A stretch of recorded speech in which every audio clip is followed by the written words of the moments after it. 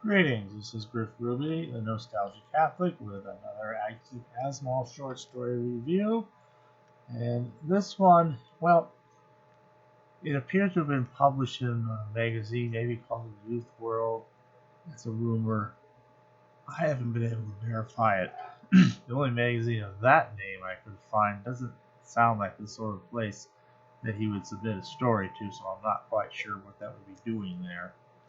So I only have it as gathered here in this publication of the Key Word, which is a collection of several Larry the Detective stories. And a particular story in this case is one that is called A Case of Need. Well, all we have here is a small competition, nostalgia competition, so to speak, a nostalgia contest.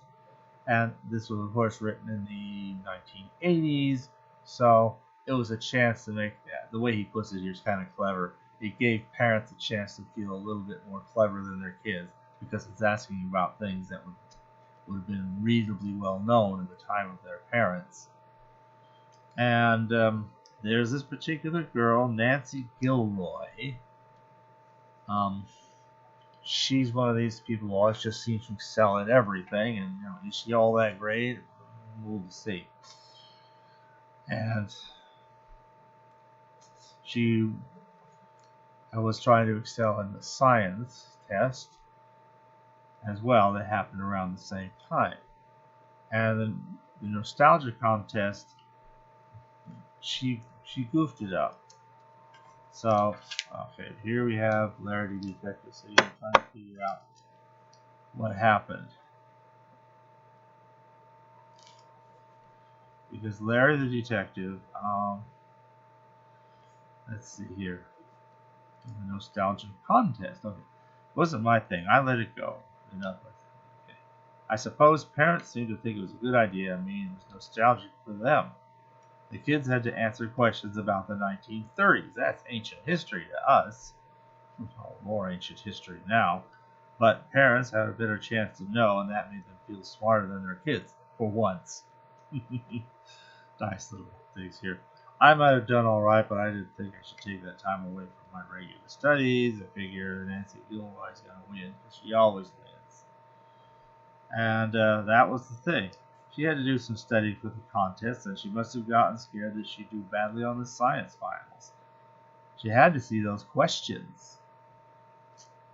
What are the questions that are going to be on the test? This subject is about cheating.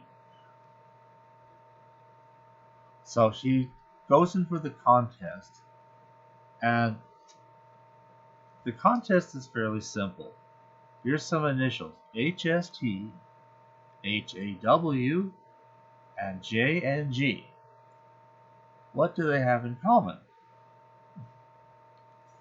I guess if you're big on initials, I mean, we can, in my day, you could say JFK or LBJ, and we all understand that JFK is John Fitzgerald Kennedy and LBJ is Lyndon Baines Johnson, and later on you get other initials like that. So what's HST? Harry S. Truman. Yeah, okay, that one should be able to figure out, I would think, although maybe given enough time I might have, I don't know, it didn't occur to me, but the word initials is a little bit more of a clue. It's not just acronyms, these are actual initials, i.e. these letters belong to somebody's name. Somebody's name. HST, Harry S. Truman, okay. Then there's an HAW and a JNG. I mean, Truman was a president, but who are these other guys? Well, but you have to do some thinking. Give me a lot of time, maybe, and figure it out, maybe not. They were all, Harry S. Truman had also been a vice president. Now, if you start looking at the vice presidents, which I don't know who any of the vice presidents were off the top of my head from that era. So, I mean, who was Johnson's vice president? I don't even know that. So, I mean, yeah. I mean, Johnson was Kennedy's vice president. I did know that. And I think Nixon was Eisenhower's vice president. I guess you could say MHN, or Richard Milhouse Nixon. Wow. I know that because he also was president, Richard Milhouse Nixon, later on. Okay. But there's a lot of middle initials I don't know. Vice presidents, I mean, okay, if I know Dan Quayle was Bush's vice president, I don't know his middle name or his middle initial. Okay, but at any rate, I guess this was something that people might have known in the 30s. Okay, H-A-W. And it turns out, oh, here's this nice little picture. There, that's supposed to be Nancy. And I guess maybe the guy there is Old Man Rudolph, the chemistry teacher. And there's always chemistry beakers and things. And I'm not sure who the figure in the background is. Maybe that's our Larry the detective musing over all of this and thinking, why would she need to do that? Well, she studied hard for the nostalgia contest. And maybe it interfered with her ability to study for English. When he's done, he looks stuff up in a book. It's always a good way to know for sure the answer.